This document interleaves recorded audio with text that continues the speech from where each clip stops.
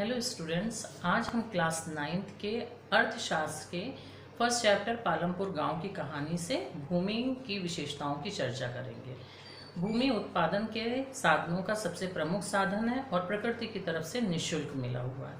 प्रकृति की तरफ से निःशुल्क मिलने का मतलब ये है कि भूमि यहाँ पहले से ही उपलब्ध है, इसको मनुष्य नहीं बनाता है। ये उत्पादन का निष्क्रिय साधन होती है। इस पे श्रम और पूंजी लगाकर व्यक्ति उत्पादन प्राप्त कर सकता है, आय प्राप्त कर सकता है। चूंकि पालमपुर गांव है तो इसलिए वहां पर खेती के बारे में भूमि की विशेषता बताई गई है कि उपजाऊ भूमि की पूर्ति स्थिर होती है। हालांकि कुछ बंजर भूमि को भी खेती योग्य बनाया जा सकता है, उसमें रासायनिक खादों का प्रयोग करके, लेकिन जो भूमि की पूर्ति है वो लगभग स्थिर होती है, बहुत ज़्यादा उसमें अंतर नहीं आ सकता है। इसके अतिरिक्त भूमि को हेक्टेयर में मापा जाता है। हालांकि गाँव में बीघा और एकड़ का भी प्रयोग किया जाता है, लेकिन उसको हेक्टेयर में मापा जाता है।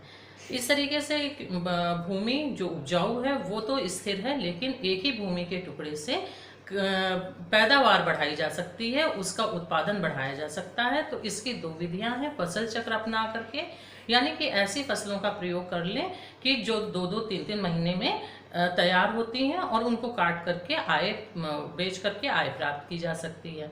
और आधुनिक विधियों का प्रयोग करके, यानी कि उन्नत बीजों का प्रयोग करके, रासायनिक खादों का प्रयोग करके, सिंचाई के अच्छे साधनों का प्रयोग करके, कीटनाशकों का प्रयोग करके भूमि से उत्पादन बढ़ाया जा सकता है।